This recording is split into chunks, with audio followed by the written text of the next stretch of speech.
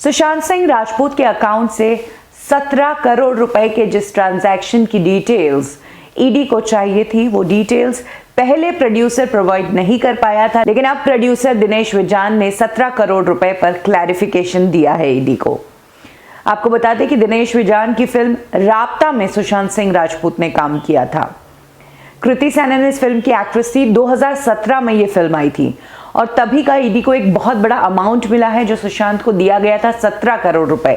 लेकिन इस अमाउंट की कोई भी बैंक की ट्रांजैक्शन नहीं थी, तो ये अमाउंट कैसे आया और किस सोर्स से आया, इसका पता ईडी को लगाना था।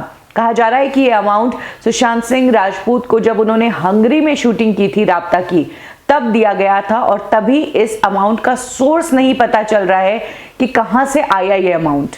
ईडी को अंदेशा था कि किसी हवाला के जरिए इस अमाउंट को मंगवाया गया है।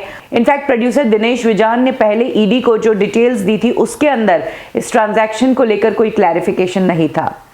बाद में ईडी ने पर्टिकुलरली जब इस ट्रांजैक्शन की डिटेल्स मांगी तो फाइनली अब दिनेश विजान की तरफ से एक क्लैरिफिकेशन आया है, जिसमें कहा गया है कि फिल्म की शूटिंग जितनी भी अब्रॉड में हुई थी उसका सारा एक्सपेंसेस उनके को प्रोड्यूसर टी सीरीज ने देखा था और वहां पर सारे पेमेंट्स टी सीरीज ने ही किए थे। दिनेश विजान की प्रोडक्शन हाउस मेडलॉक फिल्म्स ने इस बात को सिरे से नकारा है कि हमने सुशांत को इंडिया के बाहर कोई पेमेंट की ही नहीं।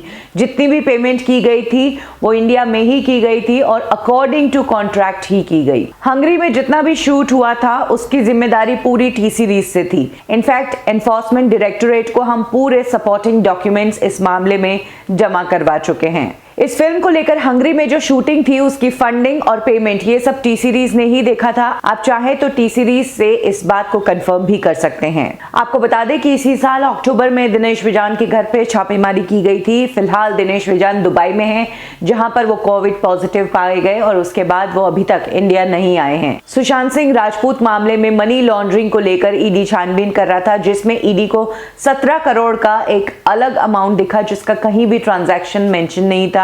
इसके सोर्स का पता लगाने के लिए ईडी ने तब दिनेश विजान के ऑफिस और उनके दूसरे ठिकानों पर रेड किया था।